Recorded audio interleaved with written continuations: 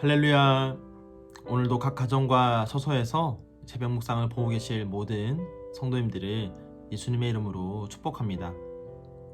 오늘 우리가 함께 볼 새벽 묵상의 본문 말씀에서는 바울이 성도된 우리에게 우리의 몸을 어떻게 사용해야 하는지에 대하여 이야기해주고 있습니다. 바울은 다른 서신서에서 말하기를 성도된 우리는 율법으로부터 자유한 자들이고 율법의 정죄로부터 해방된 자들이라고 그렇게 이야기를 했습니다. 대표적인 경우가 갈라디아서인데요. 5장 1절에 보면 그리스도께서 우리를 자유롭게 하려고 자유를 주셨으니 그러므로 굳건하게 서서 다시는 종의 멍에를 매지 말라라고 이야기하였습니다.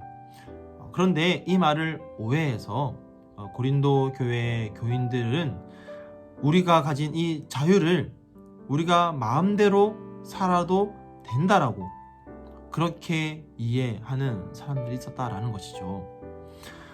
모든 것이 나에게 가하다.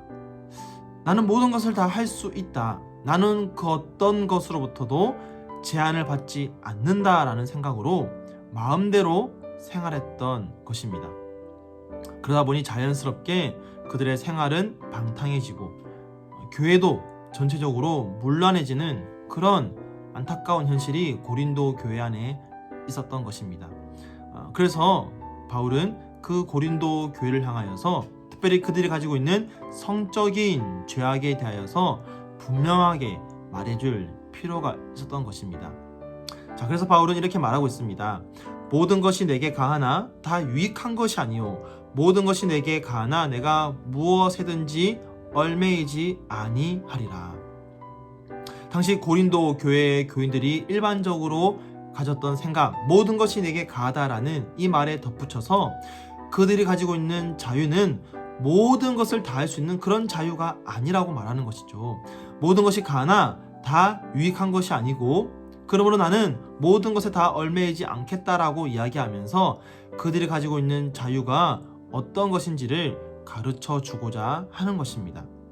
자, 여기서 얽매이지 않는다라고 할 때 이 얽매인다라는 말이요 헬라어로 엑시아조라는 말인데 이 말은 무엇에 대하여 권세를 행사하다라는 말입니다. 그러니까 내가 내 마음대로 무언가를 할 수 있다고 해서 그런 권리를 가지고 있다고 해서 반드시 해야 하는 것은 아니라는 것이죠. 나에게 능력이 있다고 해서 그 능력을 반드시 사용할 필요는 없는 것입니다. 그것이 나에게 유익하지 않다면 그것을 사용하지 말아야 하죠. 그 행동이 죄악된 행동이라면 하지 말아야 하는 것입니다. 쉽게 예를 들면 이런 것이죠. 나에게 강한 힘이 있다고 해서 나보다 힘이 약한 사람의 물건을 빼앗는 것, 그것은 내가 해서는 안 되는 행동이죠. 힘이 센 사람은 다른 사람의 물건을 빼앗을 수 있습니다. 그런 힘이 있죠. 그런 자유도 있습니다. 그렇다고 해서 그 자유를 행사하면 그것은 죄를 범하는 것이죠. 당시 로마 사회에서는요, 성욕을 해소하기 위해서 매춘부와 관계를 맺는 것을 사회적으로 용인했습니다. 그렇게 사회적으로 용인한다고 해서 고린도 교회 안에 있는 교인들도 그렇게 하면 안 되는 것이죠. 사회가 인정한다고 해서 나에게 그렇게 할 수 있는 자유가 있다고 해서 나에게 그런 권세가 권리가 있다고 해서 그것을 하면 안 되는 것이죠. 왜냐? 그것은 성경이 우리에게 하면 안 된다고 말하기 때문에 하나님의 말씀이 그것은 죄라고 말하기 때문에 아무리 내가 그것을 할 수 있는 능력과 자유가 있다 하더라도 해서는 안 되는 것입니다. 자, 이처럼 바울은 아무리 나에게 자유가 있다고 하더라도 그 자유는 모든 것을 내 마음대로 행사할 수 있는 그런 자유가 아니라고 말하고 있습니다. 특별히 우리 몸에 대해서 이야기를 하고 있죠. 우리의 몸은 우리가 아무리 마음대로 움직일 수 있고 사용할 수 있다 하더라도 전적으로 내 마음대로 할 수 있는 것이 아니라고, 내 마음대로 사용해서는 안 된다라고 분명히 말합니다. 자, 그러면서 그 이유를요 4가지로 이야기하는데요. 첫 번째는 14절입니다. 하나님이 주를 다시 살리셨고 또한 그의 권능으로 우리를 다시 살리시리라. 당시 헬라 세계에서는요, 어떤 사상이 있었냐면 우리의 영혼은 불멸하지만 우리의 육체는 소멸하여 없어질 거라고 그렇게 말하였습니다. 그러다 보니까 우리의 몸을 마음대로 사용하는 것이죠.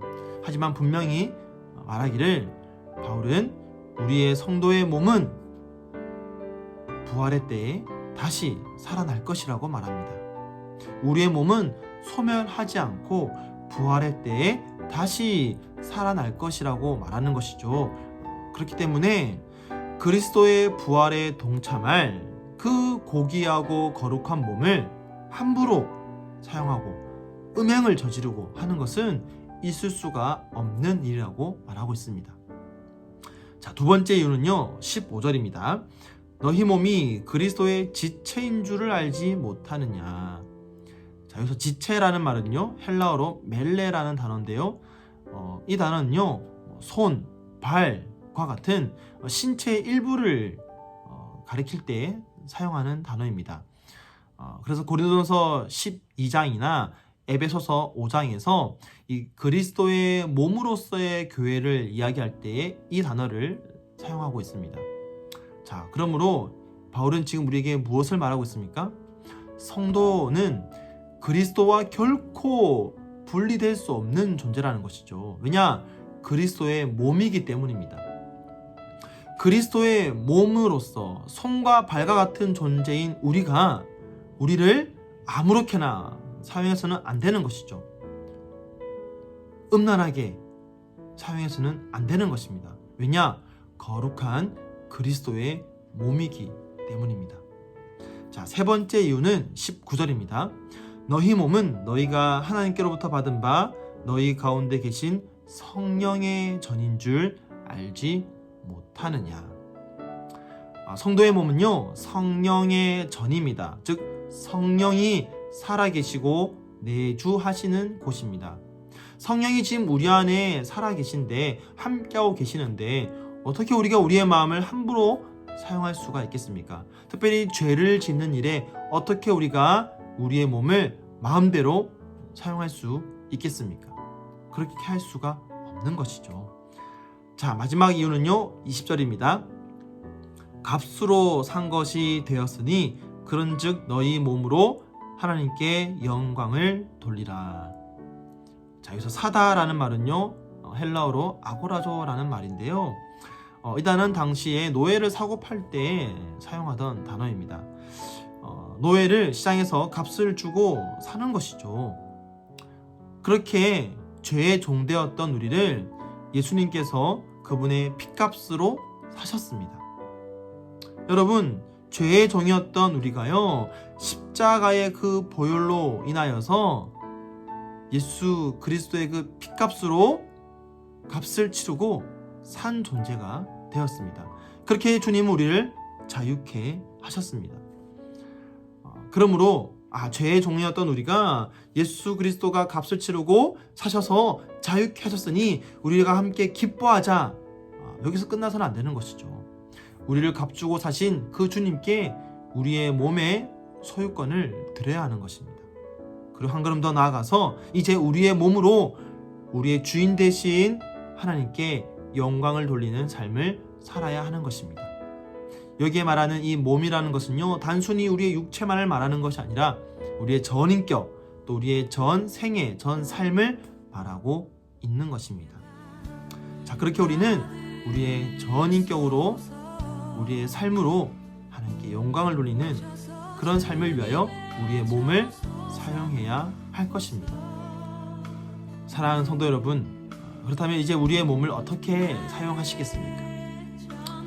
그리스도의 부활에 참여할 우리의 몸, 그리스도의 손과 발과 같은 그런 지체된 우리의 몸, 그리스도께서 내줘 계신 성령의 전인 우리의 몸, 그리스도의 핏값으로 하셔서 자유케 된 우리의 몸, 이 몸을 오늘도 우리의 주인 되신 주님을 위해 사용함으로 주님께 영광 돌리는 그런 저와 여러분의 삶이 되기를 예수님 이름으로 간절히 축복하며 축원드립니다. 오늘 말씀을 기억하면서 이 시간 함께 기도하겠습니다. 함께 기도하겠습니다.